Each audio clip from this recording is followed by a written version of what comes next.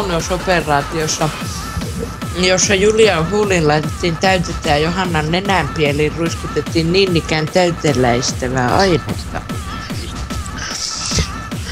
Molemmat kertoivat Ilta-magasiini verkkolehdessä saaneensa käsittelystä allergisen reaktion. Tytöt kuitenkin heittivät keikan viime viikonloppuna aivan normaalisti. Hän otti jo aiemmin huuliinsa turvoketta, mutta ne joutuivat hoitamaan itseään allergialääkkeinä kylmällä vedellä. Turvokkeita. Mäkin voisin ottaa yhden turvokkeen.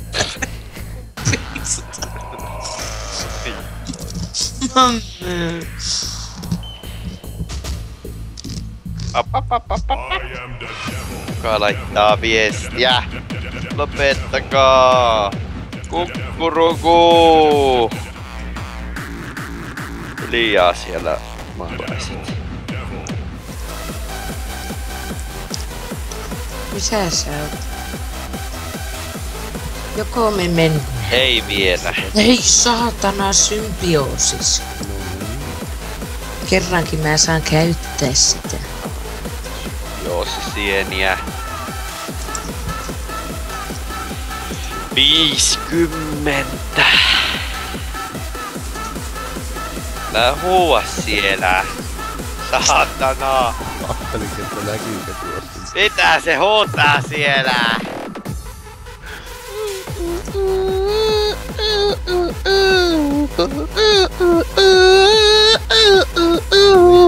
Paljon nokkahuudu soolo.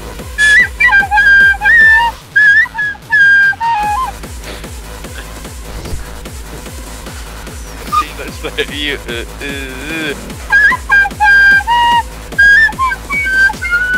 Katsoppa semmonen ihana vesakanta. Ei mä osaa minkälainen on ihana vesa. No keksin ne. Vittu kun jos ois kuule piano tässä kanssa ottaisin heti. Oho, mitä no niin, vittua nyt tää tapaa. Ei. Minkä se tappoi? Tappoko se... Mitä sä teit? Otetaan vippeen. Kun käsket soittaa nokkaus. Vai tappoko se sen pään sieltä? Häh? Joo. No katsotaan mitä tapahtuu. Ei vittu sukaan.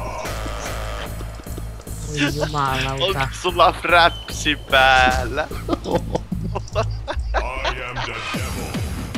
Ei joo.